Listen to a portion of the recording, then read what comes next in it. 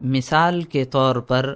اگر انسانی ہوائی جہاز قرآن کریم سے اپنے حق کا مطالبہ کرے اور کہے کہ مجھے بولنے کا حق دو اور اپنی آیات کے مابین جگہ دو، تو پھر دائرہ ربوبیت کے تمام جہاز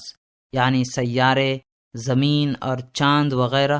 قرآن کریم کی زبان سے کہیں گے تم یہاں جگہ لے سکتے ہو، لیکن اپنے جسم، حجم اور سائز کے مطابق، اس سے زیادہ ہرگز نہیں۔ اور اگر بشری آبدوزیں آیات کریمہ کے درمیان اپنا مقام بنانے کا مطالبہ کریں تو پھر زمین اور ستارے جو کہ اس دائرے کی آبدوزیں ہیں، یعنی جو ادھر اور محیط ہوائی کے سمندر میں تیر رہے ہیں، سب پکار اٹھیں گے کہ تجھے ہمارے درمیان صرف اتنی سی جگہ مل سکتی ہے جو شاید نظر بھی نہ آ سکے۔ اور اگر بجلی اپنے ستاروں جیسے جگمگاتے چراغوں کو لے کر حق کلام کا مطالبہ کرتے ہوئے آیات کے درمیان اپنی جگہ بنانی چاہے تو پھر اس دائرے کی بجلیاں، شہابۂ ثاقب، ستارے اور روئے آسمان کو زینت دینے والے روشن چراغ جو کہ اس دائرے کے جگمگاتے ہوئے کہربائی چراغ ہیں،